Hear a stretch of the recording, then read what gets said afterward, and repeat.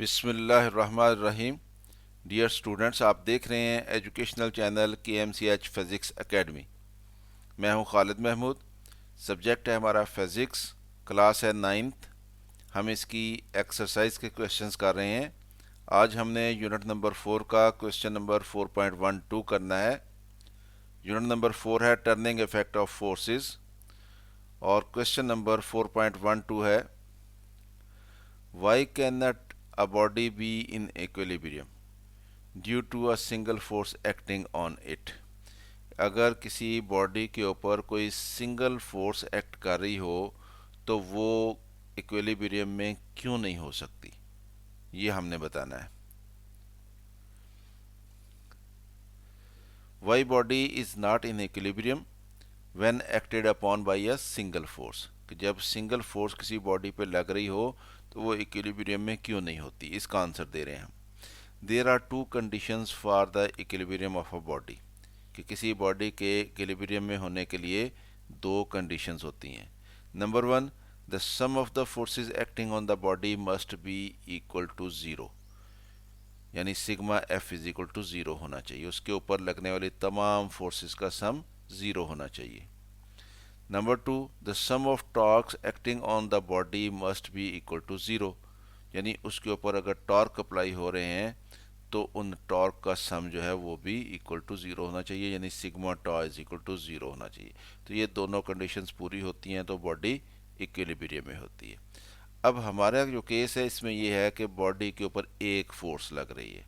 अब एक फोर्स लगने की वजह से वो बॉडी जो है इक्विलिब्रियम में क्यों नहीं होगी, इसका आंसर हम देते हैं।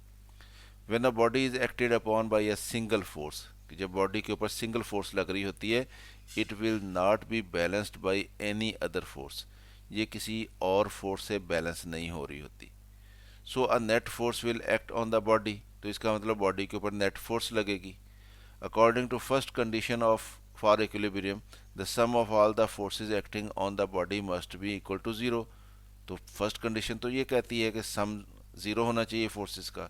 This condition will not be satisfied, तो ये कंडीशन सेटिस्फाई नहीं हो रही। So the body will not be in equilibrium, इसलिए बॉडी इक्विलिब्रियम में नहीं होगी अगर उसके ऊपर सिंगल फोर्स एक्ट कर रही है। इसी तरह से if the body can rotate about some axis, कि अगर बॉडी किसी एक्सिस के गिर्द घूम सकती हो and a single force will act on it, और उसके ऊपर कोई सिंगल फोर्स एक्ट करे, अ single torque will act on the body, तो बॉडी के ऊपर सिंगल टॉर्क एक्ट करेगा।